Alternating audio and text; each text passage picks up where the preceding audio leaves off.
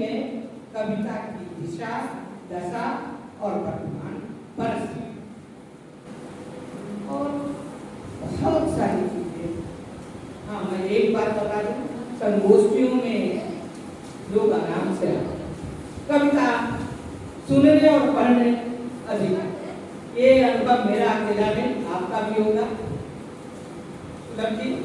तो संगोष्ठियाँ जो जवान होंगी हमारी संगोष्ठी, हमारी संख्या भी बढ़ती है। ये मुझे हमेशा से मेरा यह विश्वास रहा है और मैं विषय से भटक नहीं रही, क्योंकि आप नए हैं। और दक्षिण में आप देखिए कि किस तरह के हिंदी के लिए समर्पित लोग किस तरह से जल्दी दोपहरी है। आधे हमारे व्यक्ति अभी सभी छुट्टियों के मूड में है, कोई देहरादून में है, किसी को फोन करते हैं तो अमेरिका में है, किसी को कहीं और जवाब आ रहा है। फिर भी हमारी पीढ़ी, बाद की पीढ़ी और नई पीढ़ी सब इस साहित्यिक अनुष्ठान में अपनी उपस्थिति दर्ज कराने आए हैं और इस अनुष्ठान को कविता पर केंद्रित किया। कविता की बात करूं तो आधिकार की बात बहुत ये विद्वान लोग करेंगे, इनके सामने बोलते हुए भी मुझे थोड़ा सोचना पड़ता है।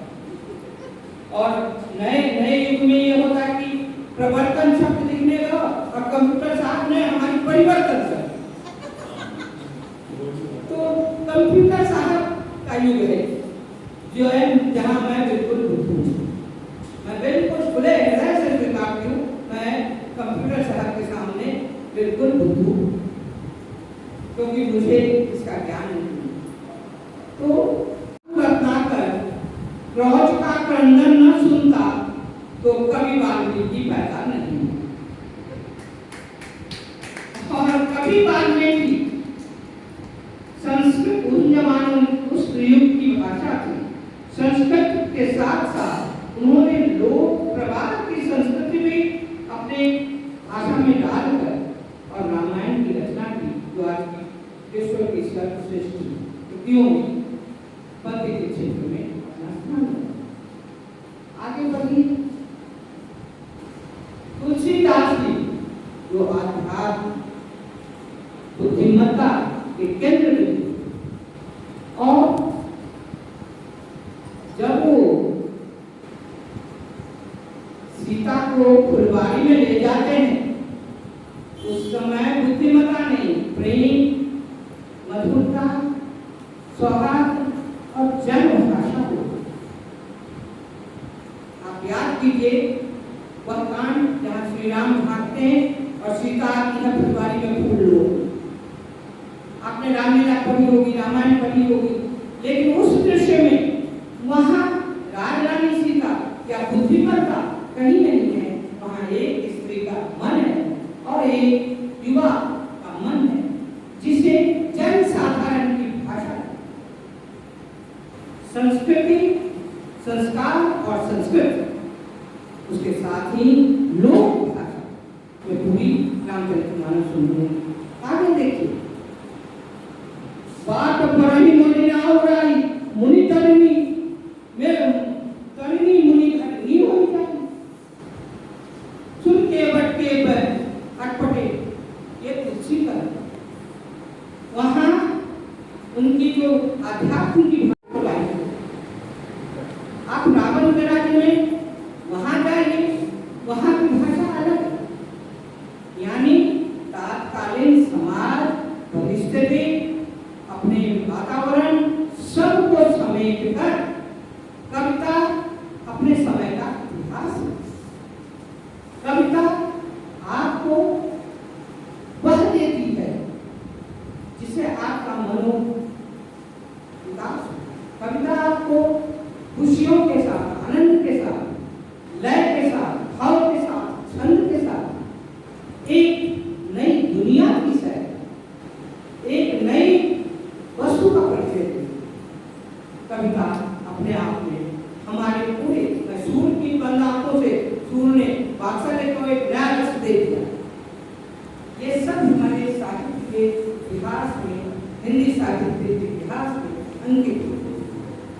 और अब उसके बाद साहिबा देव के उनके भी कुछ कवि के नाम याद हैं, केदार सिंह जी की कुछ पंक्तियां हैं।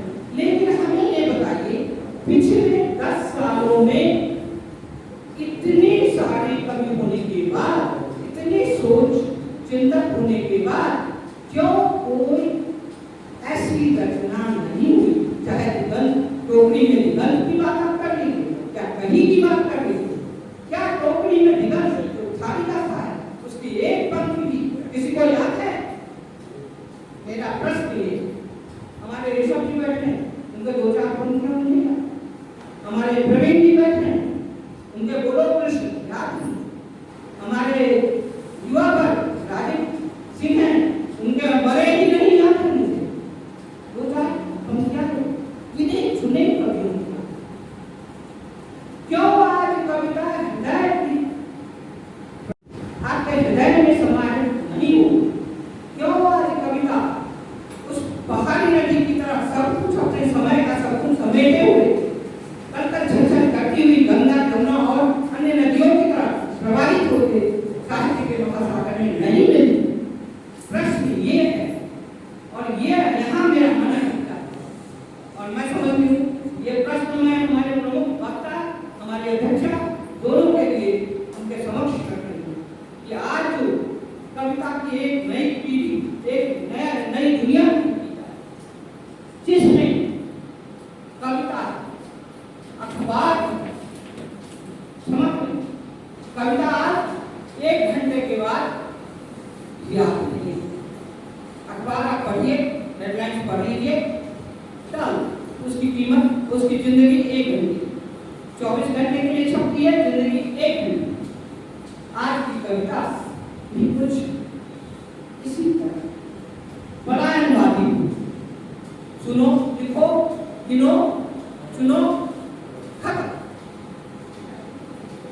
ना किसी की कविता आज कोई आता है याद है।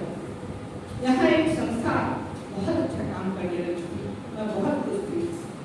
कविता के क्षेत्र में बहुत संस्थाएं हैं, लेकिन कौन से कविता की संस्था ने क्या किया कि जितने हमारे कवि केवल उनकी रचनाएं, प्रसिद्ध कवियों की रचनाएं पढ़ी जाती थी, उसे सुनी जाती थी, अपनी रचना पढ़नी मना। लेकिन हम बाकी जो साहित्यिक संस्थाएं हैं, हम कविता पढ़ाते हैं, लोग इसलिए अपनी उपस्थिति दर्ज कराते हैं कि उन्हें कविता पढ़नी, लेकिन कविता वास्तव में कितनी मजबूती से पढ़ी जाए